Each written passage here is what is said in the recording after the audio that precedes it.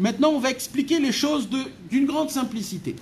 Shemi, Sherotzeler, Bedarkia Tchouva, un homme qui a la volonté de marcher dans le chemin de la Teshuvah.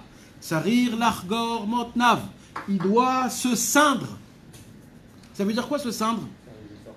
Et se former. Vous savez c'est quoi se ceindre, mes amis? À qui on dit Sarir Largor Motnav? Un soldat qui rentre à l'armée. Un soldat, avant qu'il va rentrer à l'armée, qu'est-ce qu'on lui dit?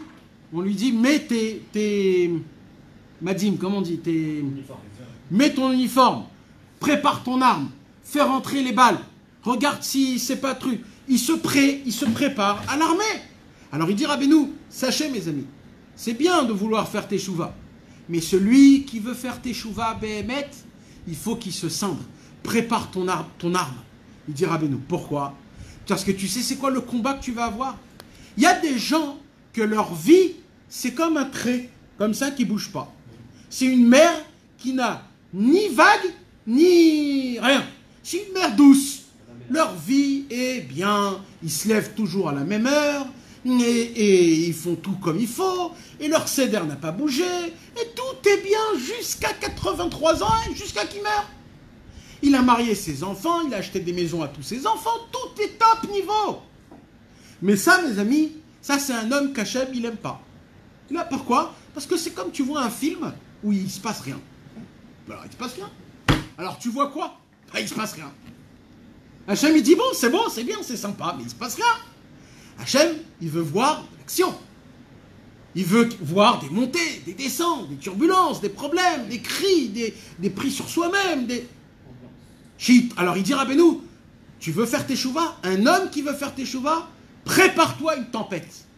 Il dit, Rabbeinu, mais n'aie pas peur. Je vais te donner tout ce qu'il faut pour passer cette tempête sans rien. C'est comme, par exemple, les gens qui sont montés à l'espace. Alors, ils sont revenus aujourd'hui, je ne sais pas si vous savez. Alors, les gens qui sont revenus aujourd'hui, comment ils sont revenus de l'espace? Et ils ont mis dans une capsule, ils étaient deux, ils ont mis dans une capsule. Et c'est une toute petite capsule. Alors, quand ils montent, ils sont dans une fusée avec plein de trucs, etc. Et quand ils redescendent, ils sont dans une capsule. Quand ils ont filmé la capsule, quand elle a dépassé l'atmosphère, la capsule était en feu. C'était comme une boule de feu. Tu t'imagines pas qu'il y a dedans des gens. Tu te dis, mais c'est pas possible qu'il y a dedans des gens. Eh bien, il y a des imbéciles qui se sont dit, on va monter dans une bulle de feu. On va s'éclater dans l'atmosphère et on va être éclaté. On ne sait pas où on va atterrir et on va tomber. Oui, il y a des gens. Et en plus de ça... Dans la mer. Et en plus de ça, ils ont fait des études. Et les gens les applaudissent. Et les gens ils disent c'est des zéros. Mais vous n'êtes pas des héros. Vous êtes des zéros, comme le numéro 0. Vous n'êtes pas des héros.